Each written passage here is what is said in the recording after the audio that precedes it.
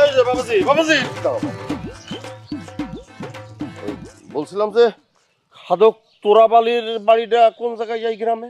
আমি আমি খাদক তোরাবালি। আমার বাবার নাম হচ্ছে মাসুম বিল্লাহ, আর আমার দাদার নাম হচ্ছে বেলায়েত আলী। আর হচ্ছে তারা দুজন মরে গেছে, বুঝছেন। আর মৃত্যুকালে তাদের বয়স হয়েছিল। থাক, থাক, থাক, থাক। আর কিছু বলতে হবে না, আমি বুঝতে পারিছি তোমার বাপ দাদার দরকার নেই তো, আমি তোমারই খোঁজ করতেছি বাবা। কিসের জন্য বাবা? আমি কি হারায় গেছি বাবা? ওরে না, তুমি আমার কথাটা আসলে বুঝতে পারো না। আচ্ছা যাই হোক, আমি ঘটনা খুলে বলতেছি। ওই কালকে আমার ছেলের বিয়ে, ও তুমি আমার সাথে বরযাত্রী যাবা। জি। খালি বরযাত্রী যাবা না, ওই জায়গায় যাবার পরে যত খুশি খাবা, দরকার হলে লাফ মারে টেবিলের উপরে বসে আরাম করে খাবা, খাতি খাতি খাতি খাবার শর্ট ফেলা দিবা। কি এই কামটা করতে পারবে না? আমি কোনো কাজ করতে পারি না। আমি একটা কাজই করতে পারি, সেটা হচ্ছে খাওয়া। আমি খাতে পারি, খেয়ে শর্ট ফেলায় দিতে পারি, এটা পারবো আমি।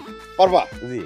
যাক, খুব ভালো হলো। এই যে এই কাগজটা ধরো, এই জায়গায় আমার বাড়ির ঠিকানা লেখা আছে। তাহলে কালকে তুমি ওই সকাল সকাল চলে আসো নাকি?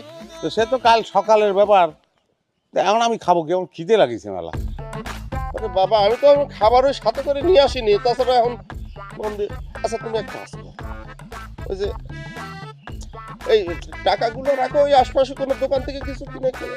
টাকা দিয়ে আমি কি করব? টাকা আমার ভালো লাগে না। টাকা মেলা ভেজাল, বুঝছেন।